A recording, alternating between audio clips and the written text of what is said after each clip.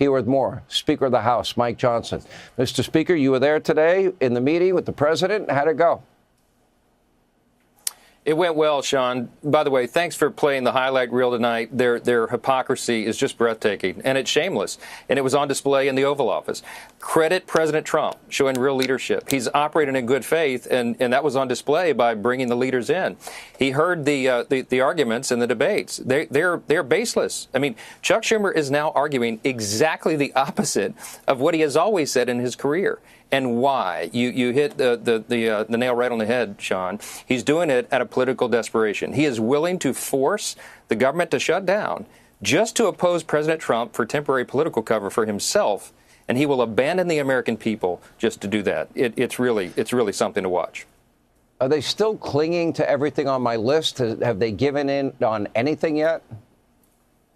No, and I fully expected that they would come into the White House today and be reasonable, but they weren't. They dug their heels in. It's painfully obvious that he's got to watch his back because the young socialists are coming for him, AOC and the others who want to challenge him for his seat, and that is 100% what Chuck Schumer and Hakeem Jeffries, by extension, are watching for, their own political cover. And they will exact all this damage that we just heard them say in their own words in previous years.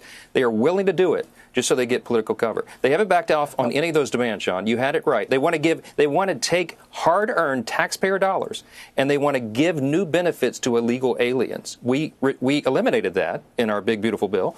They want to bring it back. They want to prop up NPR and PBS. They want $500 million. That's their demand in their counteroffer, to prop up the Corporation for Public Broadcasting again. We're not doing that. Left-leaning media outlets don't need to be funded by taxpayers. They want to spend $1.5 trillion on a simple 7-week stopgap funding measure so our appropriators can get back to the job of just funding the government. And it's really a crazy thing to watch. Well, I mean, it's kind of, I don't know, Orwellian, because they came out and were acting somewhat optimistic, like they might get what they want. You're telling me there's no way in hell. And I think I know Donald Trump pretty well. I've known him about 30 years.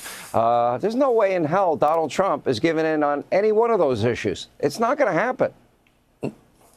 No way. No way. And he wanted to give them a forum in the Oval Office to come in and try to be reasonable, and they weren't. They wouldn't back off on any of these crazy demands. So let me tell you something. There is zero daylight between the White House, the President of the United States, and Republicans in the Senate and the House. We are all united on this. We're going to do the right thing. Remember this, Sean. We passed the clean, simple CR out of the House 2 weeks ago.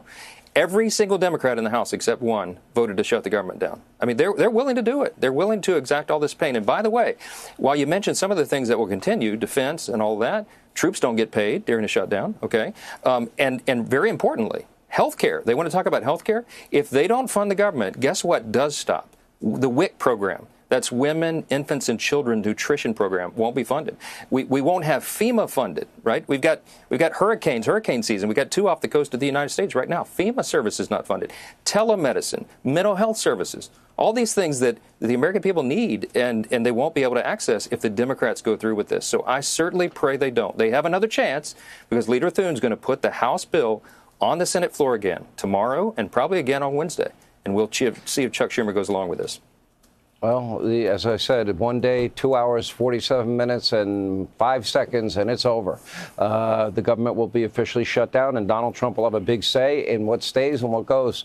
Speaker Johnson, thank you. We appreciate your time. Senate Democrats again blocked Republicans' short-term funding extension Tuesday afternoon, further increasing the odds of a partial government shutdown and thousands of federal workers going without paychecks. Democratic lawmakers in the upper chamber, led by Senate Minority Leader Chuck Schumer, DNY, banded together to vote against the GOP's continuing resolution, a move that marked the second time Democrats impeded the legislation's progress this month. Congress has until midnight Wednesday to pass a CR, or else the government will shut down. However, the possibility of that happening became increasingly unlikely throughout the day, as Republicans and Democrats huddled behind closed doors in separate meetings hours before the vote. The bill, which was passed by the House GOP earlier this month, failed on a largely party-line vote, 55 to 45. Senator Rand Paul, R.K. Spaubier, was the lone Republican to vote against the bill, while Senators John Fetterman, Deepa, Catherine Cortez Masto, Dina Vezer, and Angus King I Main crossed the aisle to vote for the funding extension. Democrats also tried to advance their own counterproposal, but that bill was similarly blocked by Senate Republicans. There is still time to avert a partial shutdown, but the window is closing fast. If Schumer and Thune are unable to find a path forward, it would mark the third shutdown under President Donald Trump. When asked if he believed a shutdown was inevitable, Trump said, "Nothing is inevitable. But I would say it's probably likely because they want to give health care to illegal immigrants, which will destroy health care for everybody else in our country," he told reporters. And I didn't see them bend even a little bit when I said we can't do that. Shortly after the vote, however, the Office of Management and Budget released a memo that the appropriations for fiscal year 2025 would run out at 11:59 p.m. on Tuesday, making a shutdown official. It is unclear how long Democrats will maintain their untenable posture, making the duration of the shutdown difficult to predict, the memo read. Republicans want to pass a clean short-term extension until November 21st that would give appropriators time to finish spending bills, while Democrats want to extend expiring Obamacare premium subsidies, among multiple other demands. But the chances of a deal materializing, particularly one that meets Democrats' demands, are slim. Both Senate leaders traded barbs throughout the day, first on the Senate floor and then in back-to-back press conferences. Thune panned Democrats' push for an extension to the expiring tax credits, which aren't set to sunset until the end of this year, as well as their other demands to repeal the healthcare portion of Trump's Big Beautiful Bill and claw back canceled funding for NPR and PBS. Republicans argue that reversing the cuts from Trump's megabill and undoing the public broadcasting rescission would amount to $1.5 trillion in spending, tacked onto their short-term funding extension. These are things that they're demanding as part of their so-called negotiation, Thune said. Ladies and gentlemen, there isn't anything here to negotiate. Schumer, however, countered that the decision to shut the government down was in their court and charged that Democrats were working to solve the GOP's healthcare crisis. Still, despite scoring a meeting in the Oval Office with Trump and congressional Republican leaders, in addition to public guarantees from Thune and Republicans that Obamacare tax credits could be discussed after a shutdown was averted, Schumer demanded that Democrats be cut in on negotiations to craft a bipartisan bill.